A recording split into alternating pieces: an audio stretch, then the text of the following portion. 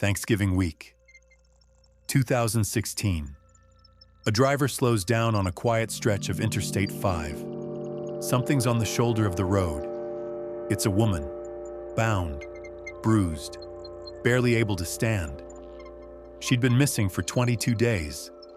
Her name was Sherri Papini, and the story she was about to tell would trigger an FBI manhunt, a nationwide search, and years of public heartbreak.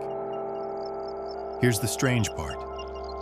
6 years later, investigators would conclude that almost none of it happened the way she said. On the outside, Sherri Papini looked like an ordinary mother in Redding, California. 2 young kids, a husband, Keith, who worked in construction. Friends called her devoted, a little private, someone who loved her children fiercely. On the morning of November 2nd, 2016, she went out for her usual jog. She never came back. When Keith went to pick up their kids from daycare, Sherri wasn't there. Her phone was dead, her running gear gone.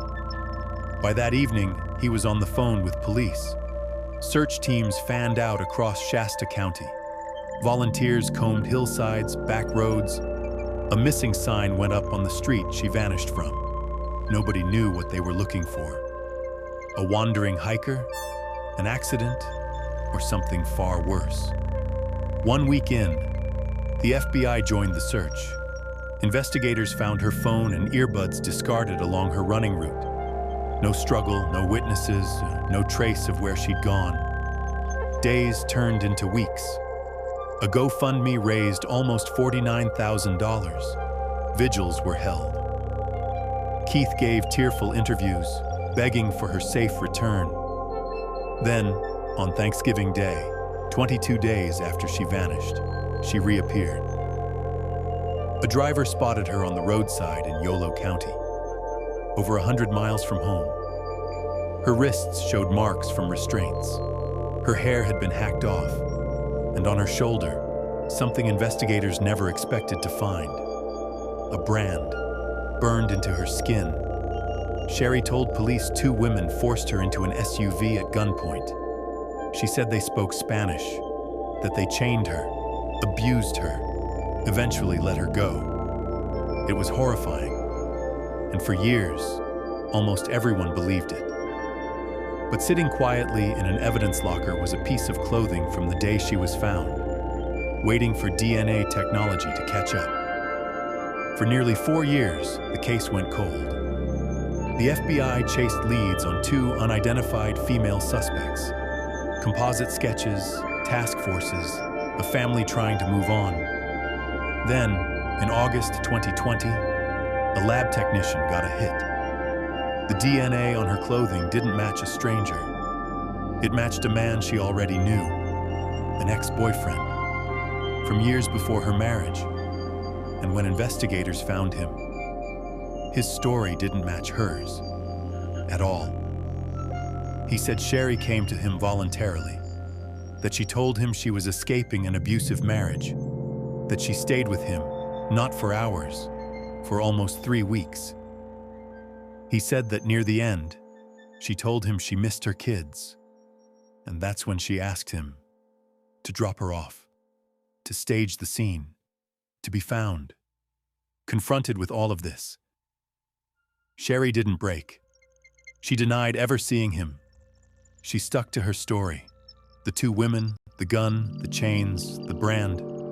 For a 1.5 years longer, she kept telling it. To the FBI, to her own family, to a public that had prayed for her. But the case against her was quietly building. She'd applied for victim compensation, collected payments meant for survivors, support from agencies who believed, truly believed, they were helping someone who'd been through hell. On March 3rd, 2022, more than 5 years after that day on the highway, Sherri Papini was arrested, charged with lying to federal agents, charged with defrauding the state out of $30,000. Prosecutors said she'd planned a hoax and spent years defending it, never once considering the cost to the people who searched for her. There was no trial. On April 18, 2022, she pleaded guilty. Mail fraud, making false statements to federal investigators. According to her own plea agreement, the brand, the injuries, none of it was inflicted by kidnappers. It was arranged, self-inflicted, staged. In September 2022, she stood before a federal judge for sentencing. Prosecutors asked for 8 months. Her defense asked for far less. The judge gave her 18. He said the sentence needed to be strong enough to deter anyone else who might consider staging their own victimization. He doubted she'd have ever stopped lying if she hadn't been caught. She was ordered to pay over $300,000 in restitution to the FBI, the sheriff's office, and the programs that had responded in good faith to a crime that never happened.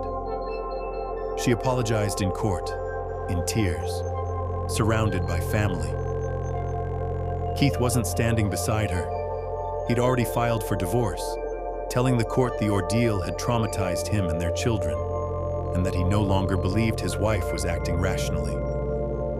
Sherri served 11 months before her release to a halfway house in September 2023. She remains under federal supervision. What actually drove her to do it? Fear, a need for attention, something deeper?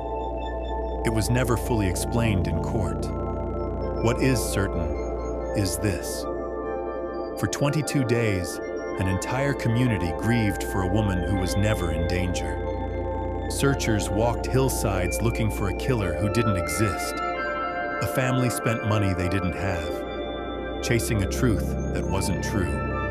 And somewhere in Northern California, 2 children grew up carrying a story their mother wrote. One none of them could have imagined was fiction, until the evidence finally said otherwise. If this case unsettled you as much as it unsettled us, subscribe for more true crime investigations, and let us know in the comments. What part of this story shocked you the most?